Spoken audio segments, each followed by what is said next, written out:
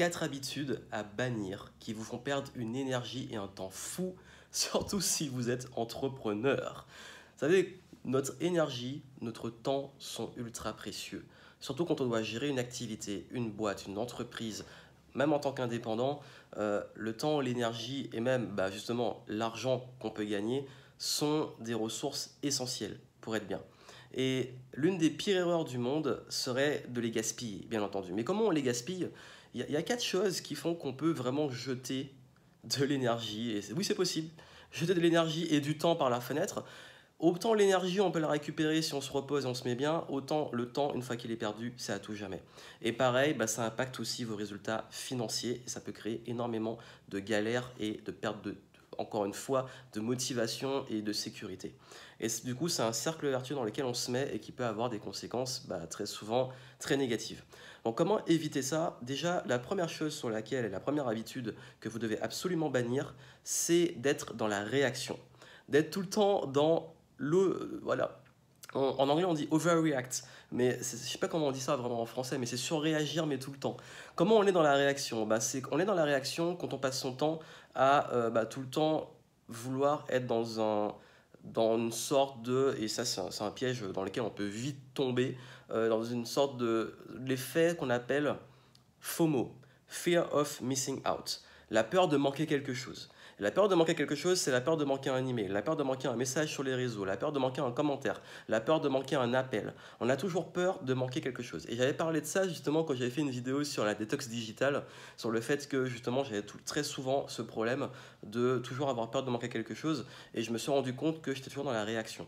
Un email arrive, on réagit. Un message, on réagit. Sur Messenger, il y a un truc, on réagit. WhatsApp, on réagit. Facebook, on réagit. Et du coup, on réagit tout le temps et on n'agit pas assez et on ne pro-agit pas assez, on n'est pas dans la proaction.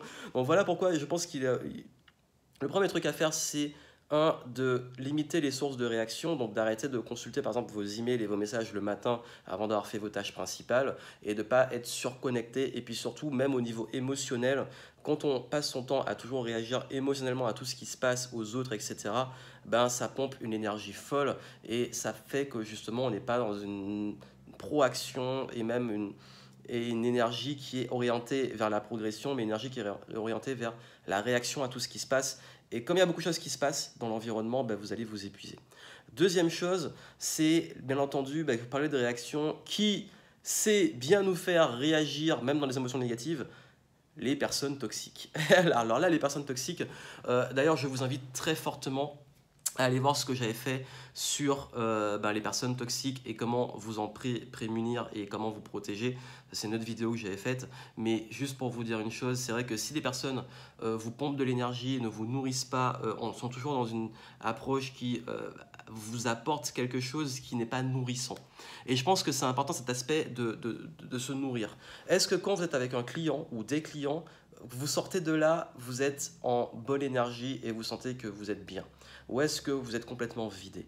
Quand vous passez du temps avec une personne, est-ce que vous êtes en énergie haute ou en énergie basse? Ça, ce sont des indicateurs. Il faut vraiment vous protéger des personnes négatives qui vous découragent, qui vous critiquent, qui vous disent que ça ne marchera jamais, c'est pas le bon truc pour toi, sois raisonnable, etc. Non. Vous avez envie de personnes qui vous encouragent, des personnes positives, des personnes qui sont là pour vous tirer vers le haut.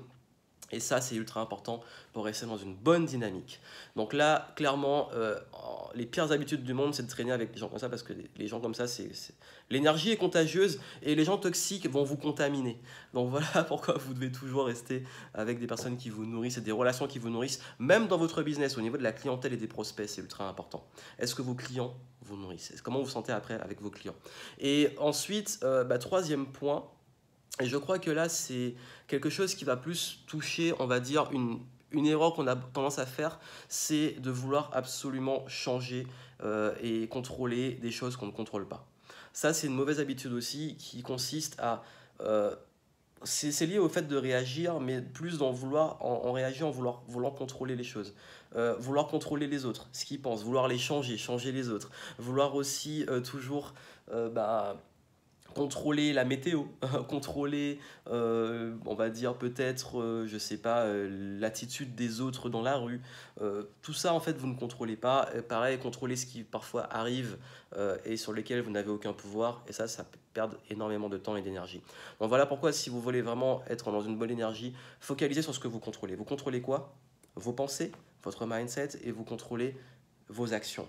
On ne peut pas contrôler tout ce qui nous arrive, mais on peut contrôler comment on réagit face à ça, sans rentrer dans une surréaction, mais plutôt une proaction, dans le sens, ok, qu'est-ce que je peux faire avec ça et qu'est-ce que je fais concrètement. Et surtout, beaucoup d'entrepreneurs peuvent se laisser aller, parce qu'on peut avoir très vite des problèmes, hein. Un problème administratif qui tombe, une facture qui tombe, un client qui peut être mécontent, hein, qui va vraiment vous démonter. Il y a plein de choses qui peuvent arriver dans un business qui sont des imprévus, je sais pas, votre compte pro qui est bloqué, un paiement qui passe pas, un truc qui prend du retard, bref. Et ça, il faut savoir le gérer au niveau émotionnel, et puis surtout, il faut savoir se dire, bon ok, c'est arrivé, et maintenant qu'est-ce que j'en fais, et qu'est-ce que je peux contrôler concrètement. Et s'il y a des choses que je ne contrôle pas, pardon, je lâche prise. Et quatrième mauvaise habitude, alors là, celle-là, c'est quand on veut tout faire. C'est quand on veut tout, on parlait de contrôler, mais quand on veut toujours tout faire dans son business et qu'on focalise sur des tâches pas productives et surtout qu'on focalise sur des tâches qui ne sont pas agréables. Je pense que un point qui est important, c'est que vous devez vraiment focaliser sur les vraies tâches à valeur ajoutée pour savoir être ce qu'on appelle efficient. C'est-à-dire faire des choses qui vous rapportent des résultats et ne pas perdre du temps et de l'énergie sur des choses qui vous font perdre de l'énergie, certes, mais surtout qui vous ramènent aucun résultat. Donc ça, c'est une sorte de discipline à avoir, de se dire, bon, aujourd'hui, voici mes priorités, et ça, ben, soit je le délègue, soit je le repousse, soit je le donne enfin, je le ferai peut-être plus tard quand j'aurai fait le plus important, et puis surtout, ben, vous, à terme, pouvoir au maximum vous entourer pour focaliser sur vous, ce qui vous nourrit et vous épanouit le plus, et surtout ce sur quoi vous êtes bon. Vous avez vu ça, ce sont 4 habitudes qui sont essentielles à savoir gérer, sortir de la réaction et plus être dans la proaction, s'entourer de personnes beaucoup plus nourrissantes, de relations nourrissantes et positives, et moins de personnes toxiques et vampires énergétiques, comme on dit. Focalisez sur ce que vous contrôlez, arrêtez de vouloir contrôler ce que vous ne contrôlez pas, justement. Et puis, bien entendu, focalisez sur des tâches qui vous sont ultra productives, efficientes, parce que plus vous allez avoir des résultats, plus vous allez vous épanouir et plus vous allez être en énergie. Donc voilà ce que je voulais vous dire. Et en description, je vous donne des astuces aussi pour pouvoir améliorer votre gestion du temps, vos journées, être plus productif. Et puis ne manquez pas mon prochain événement, c'est pas encore fait, où je vais justement vous aider à focaliser sur ce qui va vous permettre d'aller plus vite et vous rapporter des résultats. À très bientôt.